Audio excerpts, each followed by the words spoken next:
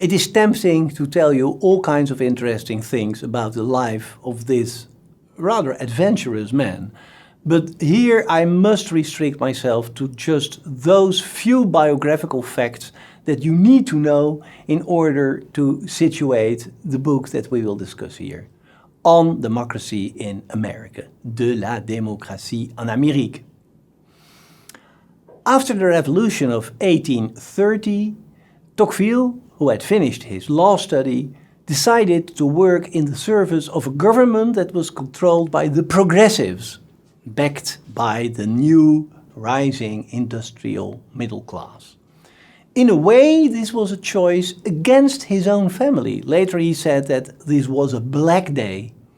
But he believed that the fundamental changes in French society are inevitable and that people from the old aristocratic classes, like himself, should offer their services in developing a new democratic France that retains some of the best elements from its feudal past. And then this young, ambitious lawyer was given a very interesting assignment. He was invited to study the penitentiary system in the United States and find out if there are aspects in the treatment of criminals over there that might be adopted in France.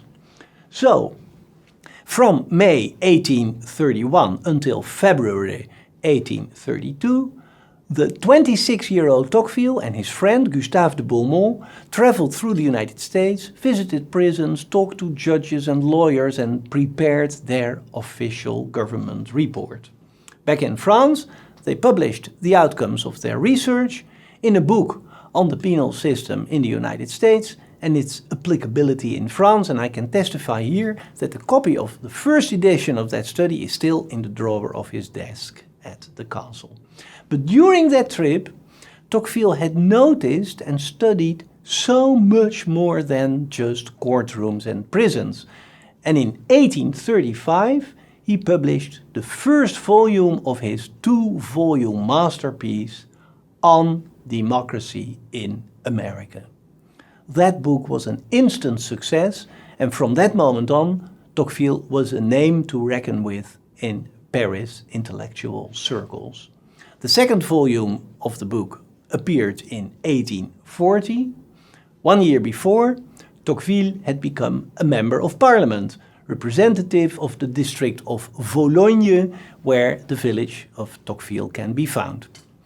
So his book is about democracy, or maybe it's better to say it is about a process of democratization, a development that unfolded in the United States so much quicker than in France that Tocqueville sometimes seems to think that a French visitor can see in the United States what the future has in store for France.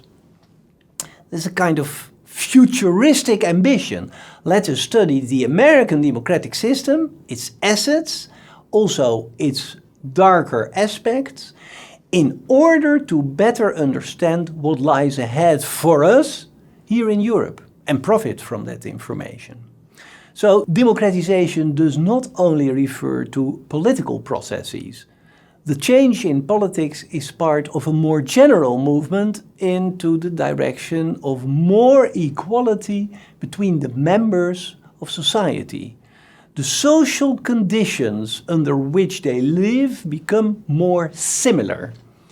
The most striking inequalities between the social layers begin to dwindle away. People become more alike, not only in the economic realm, but also in their habits, in their lifestyle. In America, the differences are less flagrant than in France. For many people in the United States, there is this similarity in, for example, the schools they send their children to, the houses they live in, or even the punishments that they can expect when they have committed a crime.